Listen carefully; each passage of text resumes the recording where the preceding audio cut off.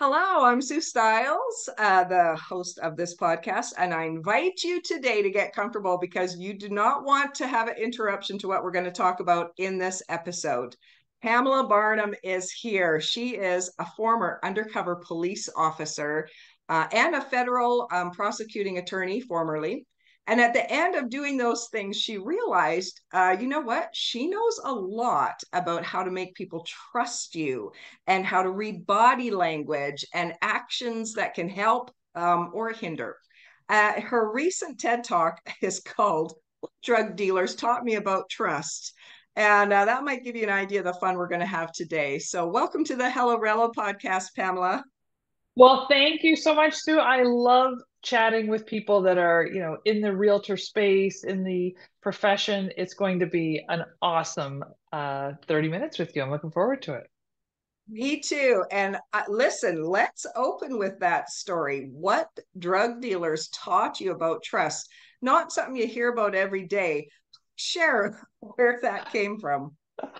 Well, there were many, many different experiences. And one of the stories that I shared on the first TEDx talk that I did around this topic was about being locked in a house with these unknown drug dealers and all of the lessons that I learned from that. It's interesting because I've shared this story with professional realtors about, I set the scene and, you roll up to the house. It's nothing that you thought it was going to look like. You get into the house, the smell is overpowering. There's no real light. Everything, seems to be a real challenge. And then I make my way up the stairs to this little apartment that I was meeting my new drug dealer to make a cocaine purchase at. And when I entered this apartment, there's bright lights in there, so my vision is definitely hindered. I'm having trouble making things out. All of a sudden, I see someone standing behind me who's a lot bigger than I am. He's got the biker vest on, the chains and the jeans, the bandana. And it wasn't so much that he probably, outweighed me by a couple hundred pounds and was about a foot taller. It was that I could hear the deadbolt on the door lock and the chain slide into place, locking me in with him and two other individuals. And what that taught me about trust was that, how you show up in every single circumstance really does a lot to dictate where things go. So I look back on that time and I've dissected that particular moment in my, more than a decade of working deep undercover in drug enforcement. It stands out to me because I did a debrief with one of the individuals from that apartment many months later when he was going into the witness protection program. And I asked him, why did you lock me in that apartment? Clearly, you outnumbered me 3 to 1. You had all of the things that you would need to make a real impact on me. That's for sure. They were armed. I wasn't. There was all of these things. They were in the power position. And he said, the way you walked in there, like you owned the place with so much confidence that we thought you were there to rip us off or that you had brought someone with you to break in. And we were just protecting ourselves. And I thought, that's so interesting to me that he would think that I was the threat, and it just really stood out to me that we never know what other people are thinking when we walk into a space.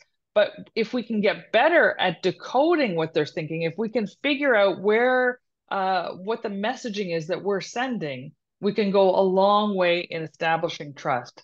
So I break everything down into 3 quadrants, and I know we all love acronyms. I call it 3D trust. And the first D is all around display. And that's the only thing we have any control over. That's how we show up. And we can talk a little bit about that. And then, of course, decoding back what's happening. So we want to be able to decode those nonverbals that are coming back to us. So we're listening, we're practicing silence, which is very difficult. And then the third D is all around delivering. And that's delivering consistency, delivering professionalism, and what that looks like in that circumstance as well. So, Sue, as you know, I can talk forever.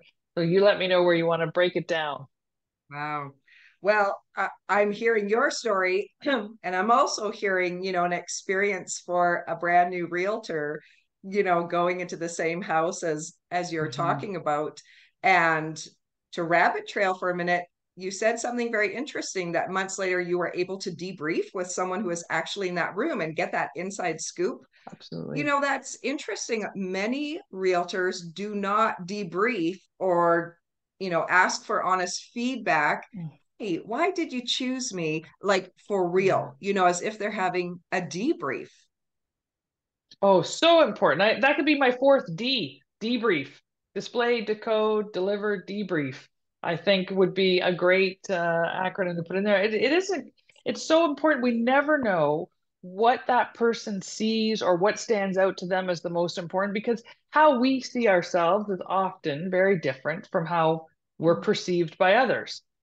We can either have this inflated, the Dunning-Kruger effect, where we think we have more expertise and abilities than we actually do, or the flip side, which is probably more likely, especially with newer people in the profession, is that imposter syndrome that takes over. And we think maybe we're not qualified enough. Are we the right person? And we can start to work toward getting much better and eliminating both of those things when we debrief and we ask for honest feedback or we have a conversation around how that meeting and that interaction went. And of course, then getting the feedback after all the deals are done. Where did we excel? Where can we improve? Getting that 360 feedback is so important, especially when it comes to building trust. Yeah, totally. Now, okay, so we're talking to primarily a lot of students right now who are taking the course, so they're not maybe even in the industry yet licensed, but also new agents will be joining us, of course, some seasoned agents as well. But if we're going to talk to you're starting a brand new career, Mm-hmm. you've never done this before, there must be a risk of, new business owners coming into a situation and putting off an energy that they're not Mm-hmm. competent. How do you establish trust when it's such a brand new career or thing that Yeah. you're doing? Yeah, that I can completely appreciate that. I remember when I first started working as a police officer and I had the uniform on, and the day one you're out dealing with the public, and you have to exude confidence that's tempered with empathy because trust really exists at the crossroads, I believe, of empathy and confidence. Too much of one thing and nothing, or very little of the other, you're not going to be building trust. Think of those people, that are so uber confident all the time. They're a little bit off-putting. Some can be seen as arrogant, or people who are incredibly warm and empathetic, but lack confidence. So they may be, somewhat likable, but they're not trusted. And we want to do business with people that trust us and that we feel that trust. So really, I think let's take a look at it as being an inside job. That's number one. So really getting crystal clear on what our values are and the actions that we take, how does that align? And then having those small successes when we're brand new, maybe we haven't sold our first property yet or had a listing yet, but what are some of the things that have happened in our career that have gone well? So keeping track of those small successes goes a long way.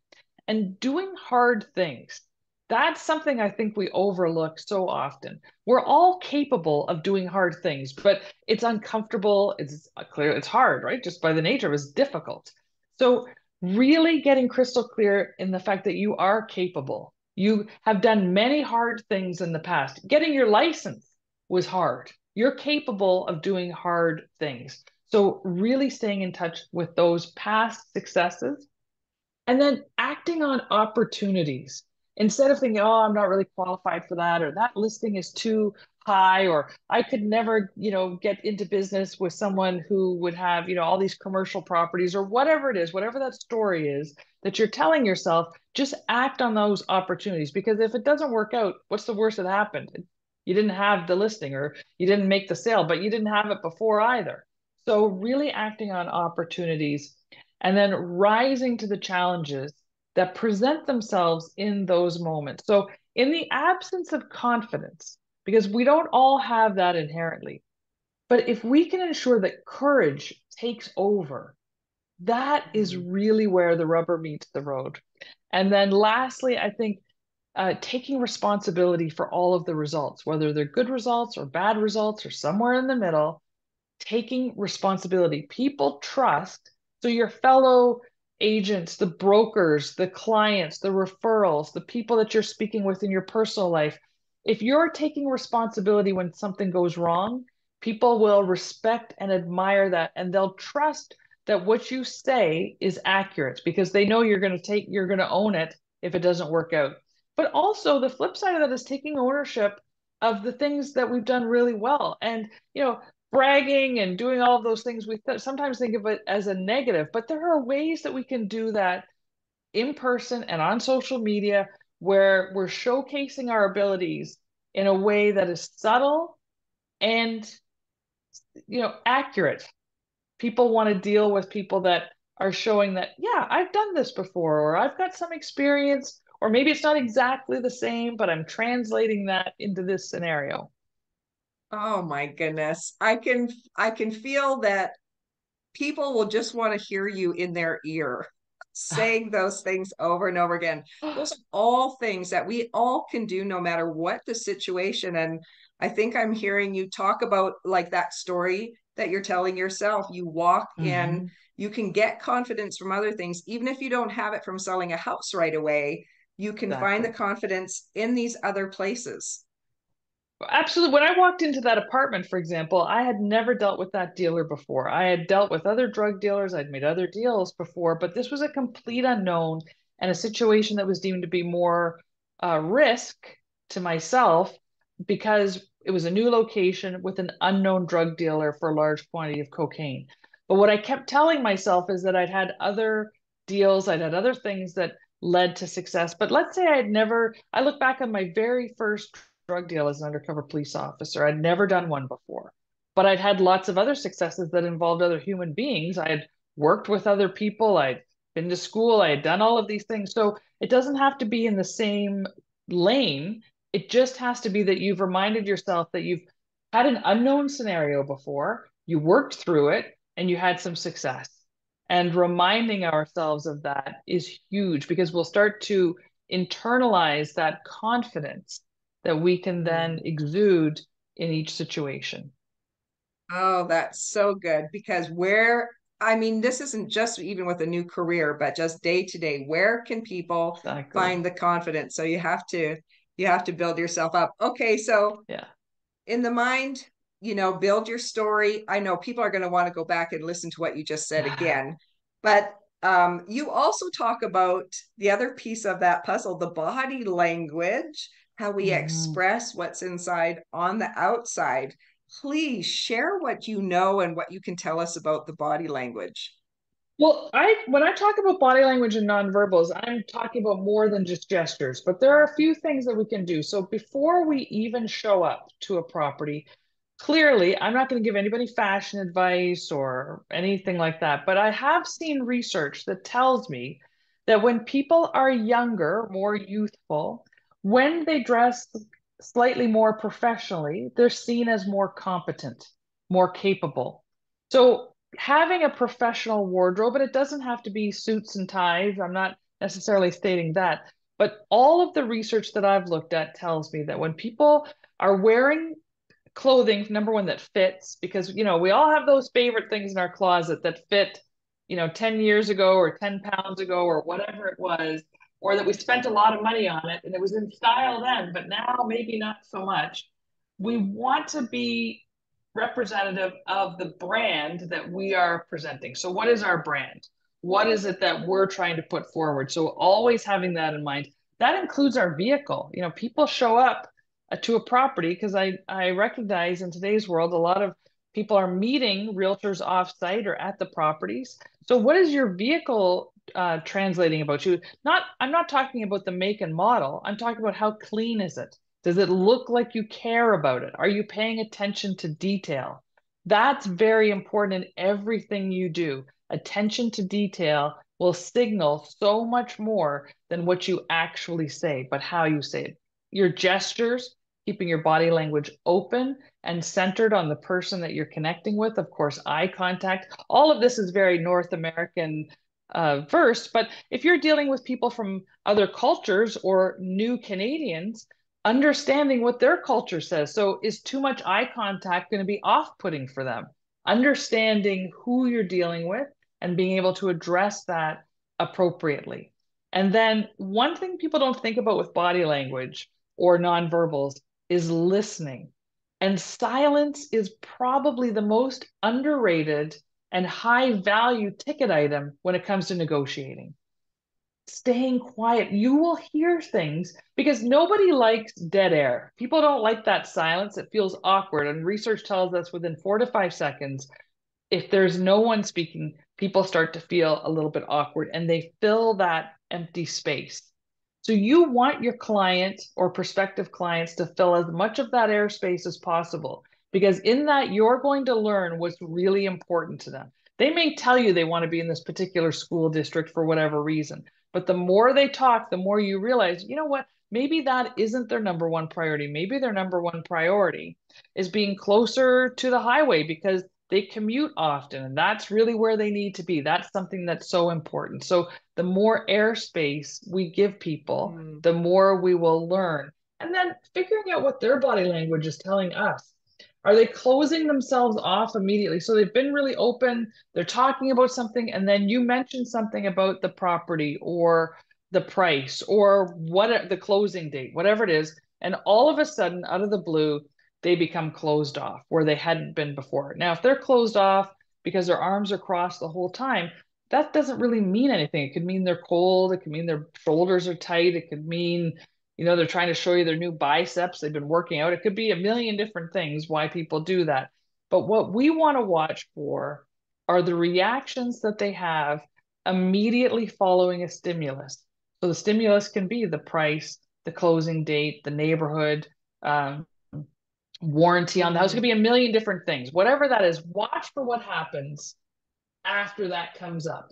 If you see a change in their nonverbals, their posture, their facial expressions, their tone of voice, that's something key to tune in on because that you have to investigate a little bit more. You have to ask a few more questions, probe a little bit deeper to get to the real meaning of what's happening. Don't just brush over it. I think, what you're saying is really important, especially with real estate agents who are salespeople. And a lot of salespeople feel like we want to tell you everything. We want Yes. to convince you that you should work Yes. with us. We want to, Mhm. take control. And, maybe we feel like we have so much to say that you need to hear. Mhm. So if you are wanting to be a good salesperson, listen to this, zip it and listen. Exactly. Some, I'll never forget, Exactly. I think I heard a counselor talking about body language and saying when couples come into her therapy office and when they sit down, often when there's a struggle, they will cross legs opposite, like away from each other. Yes. They will somehow go away, and it's some completely subconscious. But Mhm. I've always remembered that, and we'll watch when people are sitting down. Are they toward me? Or are they away from me? Exactly. Does it mean anything? Yeah, does it change? Because how they start out the meeting, you can't put a lot of stock into that because they could have a million other things on their mind. Their kids are sick, the car, they need to spend more money on their vehicle, whatever it is. There could be a dozen reasons why they seem a bit closed off or not really interested. I discount that. What you want to pay attention to is how that mood shifts and transitions throughout the conversation, throughout your presentation.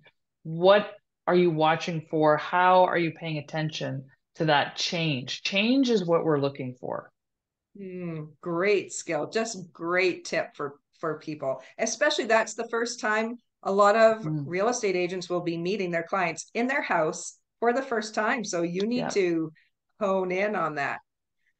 exactly. um okay, if I ask you, do you have three tips or something that people Yeah. can do to build trust? And I see you smiling and thinking of something already. Do you have something we can give to these students and agents? Absolutely. I think three areas that really, when you're boiling trust down and three things that we can take away. The first is demonstrating competence. That's huge. So understanding, clearly your profession and your amazing training that you have. So being clear on that, understanding locations, regulations, how referrals work. We're not going to know everything, and I don't want people to be overwhelmed, but the public wants to deal with, and business people, investors, et cetera, want to deal with people who know their profession. And they can articulate that they have an understanding. And if they don't have an understanding, they will say, "That's a great question. I'm going to double check on that because I want to make sure you get the most accurate information." So you keep them coming in. The next is respect. And that starts with self-respect.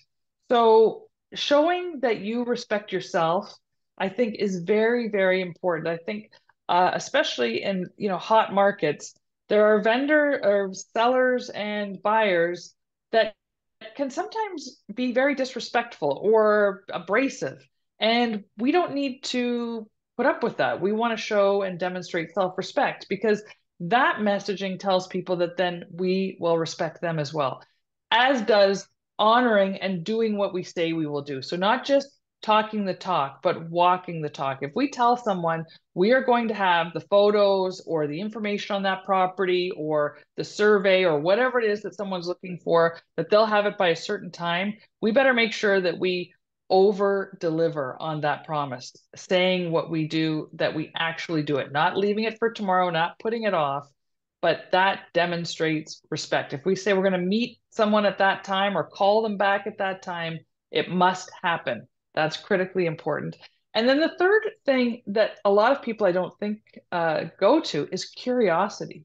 Do you know that curiosity will help us observe new ideas? It also increases our mental and physical grit and increases our memory by more than 20%. So we can withstand physical things, mental toughness is increased by curiosity. So we're showing interest in people. That also is a great way to demonstrate empathy. Curious people also rate as warmer and more attractive, regardless of how they look. People see them. They've done research around this. People see curious people as more interesting and more attractive. So we need to practice asking questions, open-ended questions, and listening very carefully for the answers. Oh, those are great. Curious. That's an interesting word. And you're Yeah, right, not one I think we think about in our regular day. We don't have to be curious. We can Google anything, you that's know. right. So, oh, that's awesome. Yes. Um, okay, so if those are some things that people can do to appear more confident and take the reins, do you have any of the worst examples or things that people need to stay away from? I call these trust slayers. These are things that if you do them, rebuilding trust is much more difficult. And definitely establishing trust is not going to happen if it's your first uh, interaction with someone. So this relates to the first things we were talking about. And number one is just being unreliable. So trust isn't just about telling the truth and honesty. You need to be reliable, keeping those commitments. I can't stress it enough. Think about someone in your life that you're going to turn money over to, and they don't follow through. They're not keeping their commitments. They're not honoring that. That you almost write those people off. You don't want to deal with them. You think, okay, how am I going to entrust someone with one of my largest assets or my largest purchase if they are unreliable? Because that really will destroy, that'll slay trust. The next is what I call puffery. And that's that been there, done that, got the t-shirt type of attitude that some people have. So, you think of someone that you've worked with. We've all had these people in our lives. Maybe not someone we worked with, maybe went to school with, someone that we know socially, that if you talk about a vacation you went on, they went on a better vacation. If you talk about a listing you have, they have a better listing. They're always just puffing themselves up. And that, I think, when I've asked this in live settings, I've asked people to raise their hand if they know someone like that. 100% of the audience always raises their hand, which tells me that we are all also guilty of that. That there are times where we've been a little bit puffy in how we demonstrate things. So this is an exercise that I think is really easy for people to do. And I would encourage people to write down 3 things that you are most proud of. And it can be anything across personal or professional. It doesn't have to be related to the real estate world. It can be anything. 3 things you're most proud of. And when you feel that need to overcompensate, to talk about, been there, done that, read what you've written, focus on those positive things because we can't think about negative and positive things in the same thought process. One always cancels out the other. So if we can remind ourselves of the things that we're great at and we feel that confidence inside, we won't need to talk about that or puff ourselves up, which can be a real destroyer of trust. And it's very difficult to maintain great relationships with that. And the third trust layer is gossip. Do you remember that Seinfeld episode? I don't know if I'm dating myself here a lot with Seinfeld, but there's an episode where Elaine says something like to Jerry about, "Oh, don't worry, you can tell me, I'll keep it in the vault." And Jerry says, "No good. Too many people know the combination. Too many people know that." So, she's a gossip and he's not going to tell her something. So I like to keep this rule. And of course, working undercover and then working as a federal prosecutor, this was really important. You have to ask yourself, would you say what you're about to say if that person were sitting beside you? Now, clearly, I recognize that there are sometimes professional things that if you're dealing with your client and they are sharing something with you, that I'm not talking about disclosure, I'm not talking about confidentiality, I'm talking about gossip, both personal in your personal life and seeping into your professional life. If you're gossiping about other agents, gossiping about your brokerage, gossiping about, a client, trust me, those things always get back eventually and they will hurt you and they will do a lot to destroy trust. Yeah, I couldn't agree more. Thank you for bringing that up too, especially in an industry like real estate. It is a Mhm. small world Yes, when you're in a brokerage and brokers know each other and it's so local. And I always say, what you say behind closed doors is going to build your reputation. You you might 100%. you might think it's in the vault, but no, it is not in the vault. No, a These lot of people know it. all these um, concepts that you're talking about sound to me like they cross industry and in fact even cross from personal into professional. Is Mhm. that true or Oh, 100%. Absolutely. I believe that adage, how you do anything is how you do everything. Clearly there's some variations, but when people are conscientious and have other people's best interests at heart, that transcends their personal life into their professional life and vice versa. So how we do things really it says so much about us, and it's challenging. That you're going to deal with a lot of clients that are a pain. I've spoken at real estate conferences where I've asked, have you ever seen a phone number come up on your phone and you'd rather poke a hot stick in your eye than answer it because it's that one client that just drives you crazy. And everyone again, right? We all have those people, but we are there for them. We're their resource. So we need to uh, put that aside. Now, clearly, I also am a strong believer in boundaries and self-respect. So if you are being continually disrespected, if you are being continually berated, you do not need that. That will take up so much of your energy that it's better to release that client than it is to worry about that because now you're going to free up a lot of energy and a lot to bring in those clients that work well with you, that really have respect for your talents. Because if you let them disrespect you over and over again, that you are going to be in a world of hurt as time goes on. And chances are they will see you as a doormat and they may even just bypass you and go deal with somebody else anyway. So yeah. self-respect, huge.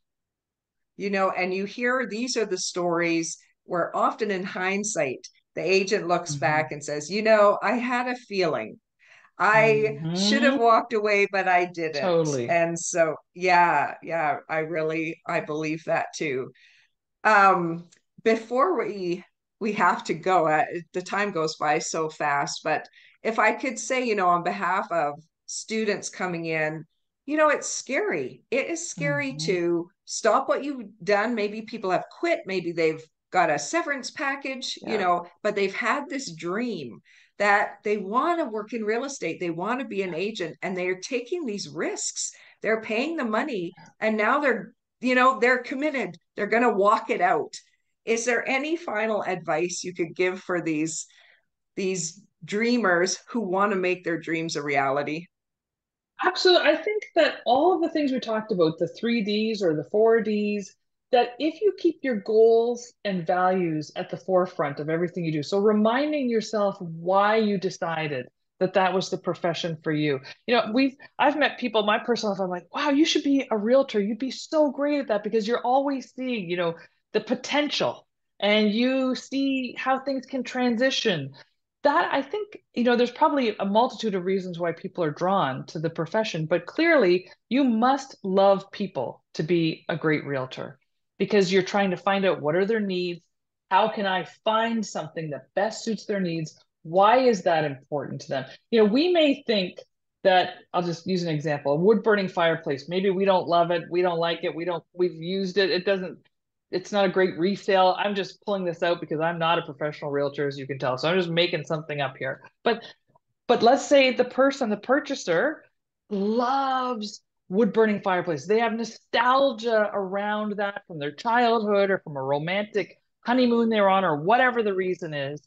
And they share that with you. You've asked questions so you can really understand that, what you think clearly is going to be important because you're the professional. You can tell them about certain areas and things. But if there are things that people really value, just go back to that because you're helping someone fulfill their dream. Or if you're their representative agent and they're selling the property that they raised their kids in and that they have so much, emotional baggage around, and you're asking them to completely change something because you think it will sell better, you can offer some advice, but at the end of the day, really paying attention to why that's important will help you shift them a little bit. You can say something a little bit differently that will, still keep their pride, still keep their memories intact, and help them move forward. I totally agree with that. Thank you so much, and thank you to the people who are listening or watching. This is on YouTube, and Spotify has videos now as well. If people, of course, are going to go back and listen to this again. I know that already, but if they want to also get in touch and follow you, where can they find you? Yeah, with social media, I only do Instagram and LinkedIn. It's just my first and last name, Pamela Barnum, for both. I don't have any fancy handles there at all. And my website is the same, pamelabarnum.com. I'm not very original, Sue. I just came up with the name and then that's what I use. Well, that's the best thing. And listen, all the realtors, you should get your own URL too, so you can use it going forward. Thank you for today. And thank you for taking your time. I know you're a professional speaker traveling all over the country at huge conferences. Really value your time with us today. Thank you, Pamela. Thank you, Sue.